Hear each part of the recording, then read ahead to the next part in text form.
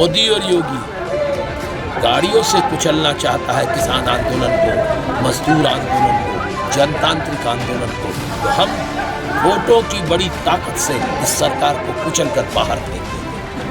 और मजदूरों और किसानों की ये लड़ाई देश के नौजवानों और नवयुवतियों के लिए नए भारत के निर्माण और उनके बेहतर भविष्य के लिए रास्ता खोलेगी। किसान मजदूर एकता जिंदाबाद, किसान मजदूर एकता जिंदाबाद। ये आंदोलन उनका है कि जो दिल्ली भी नहीं गए लेकिन आंदोलन को समर्थन करते हैं। ये एक वैचारिक क्रांति है, वैचारिक आंदोलन है। और जब भी कभी दुनिया में कोई वैचारिक क्रांति आई, उस क्रांति ने परिवर्तन किए हैं।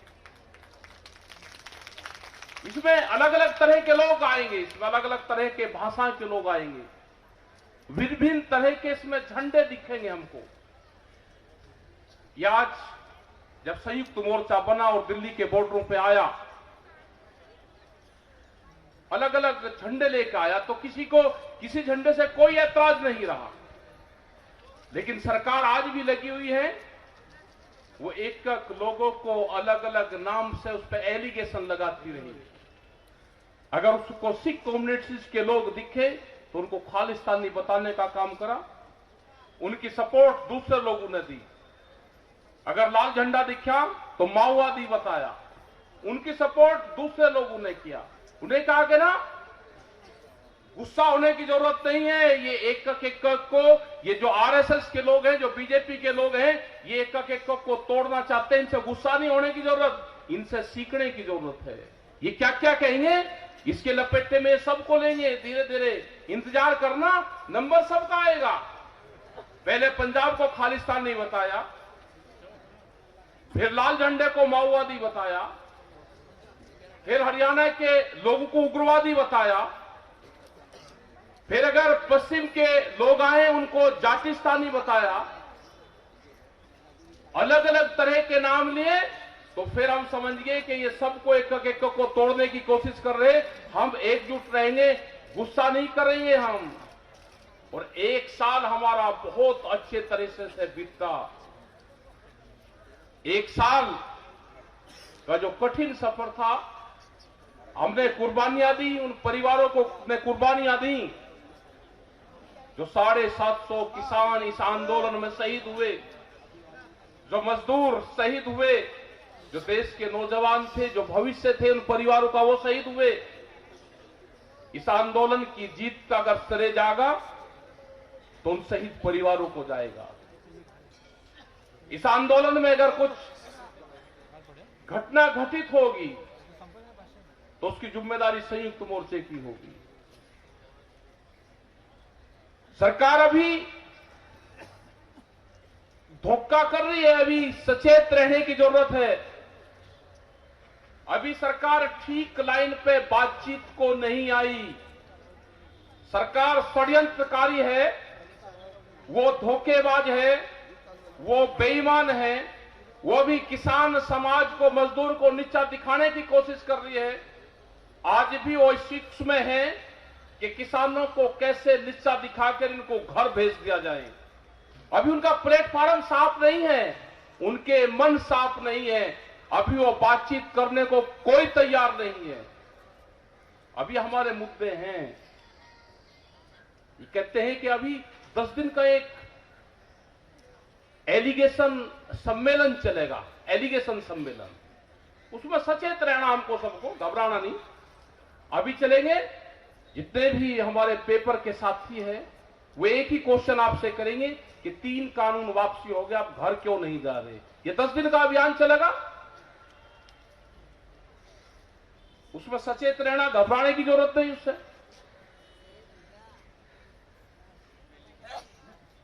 ये 3 काले कानून कोरोना के टाइम पर आए।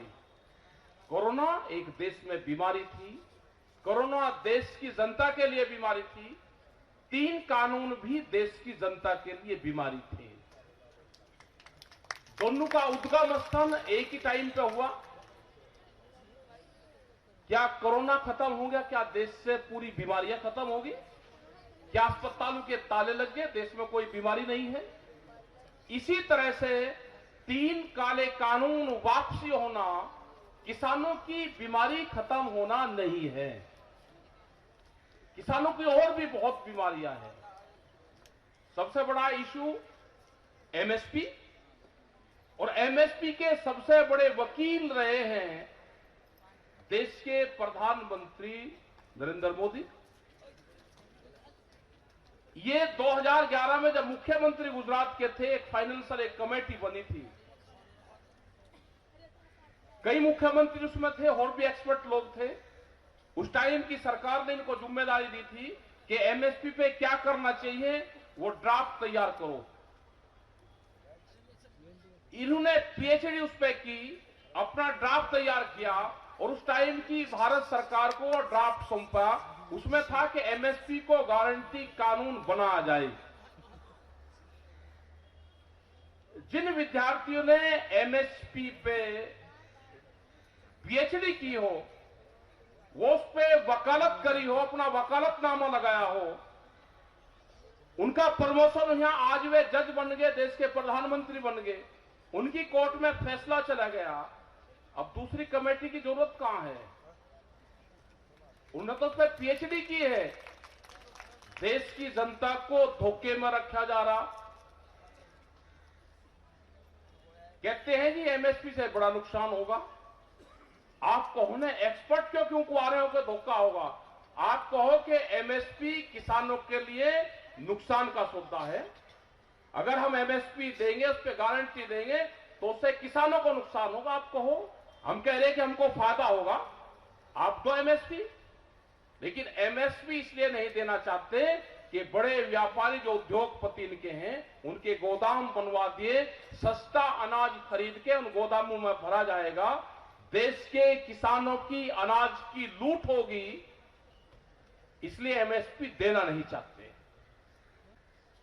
आपने बड़ी बड़ी कंपनियां यहां पर देखी होगी, कुछ लोग होंगे कि जिन्होंने केएफसी, मैकडोनाल्ड्स, ये बड़ी कंपनियां जो फूड चेन है, जो भोजन का व्यापार करती है, बॉम्बे में होंगे, हमारे पत्रकार साथी होंगे या और भी बहुत लोग होंगे जो पढ़े लिखे हमारे बच्चे हैं, वे जरूर इसमें होंगे। उनसे आप एक चीज पूछना कि जी बचा हुआ भोजन हमको किसी गरीब बस्ती में देना है, आपको भोजन हमको दे दो जो शाम को आपका भोजन बचता है। आपको बचा हुआ भोजन ये कंपनियां कभी नहीं देगी। उन्होंने कहा कि ना, हम बिलिंग से ये भोजन बिलिंग से अलग भोजन दे ही नहीं सकते। उनका है कि बचा हुआ भोजन कैमरू के सामने डस्टबिन में जाता है। अपने नौकर को भी नहीं देते जो पूरा दिन वहां पे काम करता है। अगर गुलाब जामुन उसका खाने का मन करा और बची हुई गुलाब जामुन है, वो खा नहीं सकता। वो शाम को जब क्लोजिंग, उसके दरबार का क्लोजिंग होगा, वो डस्टबिन में गिन के उसको डिस्ट्रॉय करा जाता है। उन्होंने कहा कि ये फ्री की वस्तु नहीं है। और हमने कहा कि रोटी बाजार की वस्तु नहीं है, रोटी जरूरत की चीज है, इसको बाजारीकरण नहीं होने देना चाहिए। अगर गुरुद्वारे रोटियों को बेचने का काम करते तो इनसे तो बड़ा दुनिया में कोई व्यापारी हो ही नहीं सकता। मतलब गुरुद्वारे रोटियों को खिलाने का काम करते हैं, ये बड़ी कंपनियां रोटियों को बेचने का काम करती हैं। यही अंतर इस आंदोलन में है। सरकारें रोटियों पे व्यापार करना चाहती है, रोटियों को तिजोरी में बंद करना चाहती है। शीशे की तिजोरी में एक रोटी दिखेगी तो भूख कितनी लगी, भूख के आधार पर रोटियों की कीमतें तय होंगी। इस तरह की बड़ी बड़ी कंपनियां देश में आ रही है। इनसे अगर बचना है तो आंदोलन की शुरुआत हुई है। 1 साल का आंदोलन है, बड़ी बीमारी खत्म हुई है। जो देश के मुद्दे थे, उन मुद्दों की आंदोलन की शुरुआत आजाद मैदान से हुई है। यह आंदोलन खत्म नहीं हुआ। मोदी सरकार कहते हैं कि अक्षमा मांग ली, मोदी ने ना, अगर वो देश का प्रधानमंत्री है तो अक्षमा नहीं मांगनी उसको। देश का प्रधानमंत्री किसानों से नहीं अक्षमा मांग रहा, देश का प्रधानमंत्री अक्षमा याचना कर रहा, जिसके गोदाम पहले बनवाए और देश में कानून पार्लियामेंट में बाद में आया। इसका मतलब पार्लियामेंट में भी लीकेज हुआ है। उनको पता था बड़ी बड़ी कंपनियों को कि जो हम कानून बनवाएंगे हम अपने हक में बनवा लेंगे, आप गोदाम बना लो, कानून तो हमारे पक्ष में बन ही जाएंगे। मजदूरों के जो लेबर एक्ट थे उसमें संशोधन किया गया। आज कोई भी इंडस्ट्रीज का मजदूर आंदोलन नहीं कर सकता, उसको बांध दिया गया। पूरे देश की प्रॉपर्टी को बेचने का काम करा जा रहा। मध्य प्रदेश की 182 मंडी जिसमें अनाज बिकता था, उनको कहा कि मंडियां कमजोर होगी, इसकी जमीन को बेच दो। रेलवे को बेचा जा रहा, देश के बंदरगाह बेच दिए, LIC, पेट्रोलियम, कौन सी संस्था छोड़ दी जो नहीं बेची। यह आंदोलन लंबा चलेगा, इस आंदोलन में कुर्बानियां होगी। यह आंदोलन में 750 कुर्बानियां हुई हैं। यह संघर्ष अभी जारी रहेगा।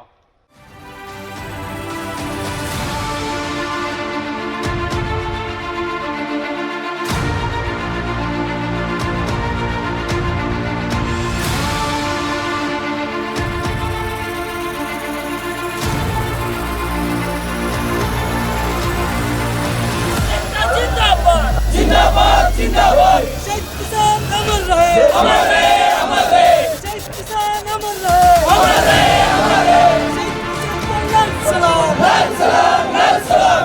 इनकलाब जिंदाबाद, जिंदाबाद जिंदाबाद, इनकलाब जिंदाबाद, जिंदाबाद जिंदाबाद, साम्राज्यवाद मुर्दाबाद, मुर्दाबाद मुर्दाबाद, साम्राज्यवाद मुर्दाबाद, मुर्दाबाद मुर्दाबाद, नरेंद्र मोदी मुर्दाबाद, मुर्दाबाद मुर्दाबाद, नरेंद्र मोदी मुर्दाबाद, मुर्दाबाद मुर्दाबाद, केंद्र सरकार मुर्दाबाद, मुर्दाबाद मुर्दाबाद, यूपी सरकार मुर्दाबाद, मुर्दाबाद मुर्दाबाद, किसानों को कुचलने वाली यूपी सरकार मुर्दाबाद, मुर्दाबाद मुर्दाबाद, किसानों को कुचलने वाली यूपी सरकार मुर्दाबाद, मुर्दाबाद मुर्दाबाद। आवाज दो, लड़ेंगे,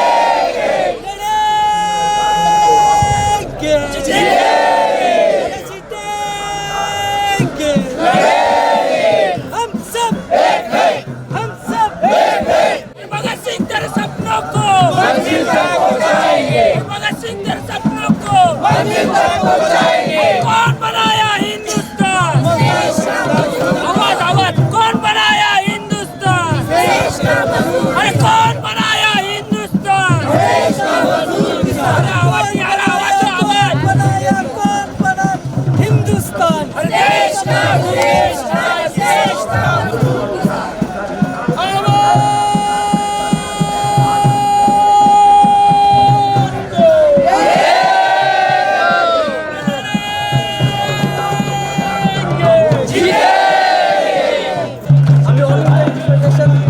ऑल इंडिया स्टुडंट फेडरेशनच्या वतीने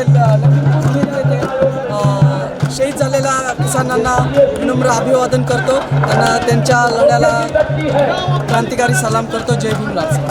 साथियों, अभी हम जितने भी यहाँ पे साथी जमा हुए, अभी यहाँ से हम गेटवे के लिए निकलेंगे, अस्थि कलश लेके गेटवे के लिए निकलेंगे, जहाँ पे हम वहाँ से अस्थि कलश को लेके बोट से अंदर जाके विसर्जित करेंगे।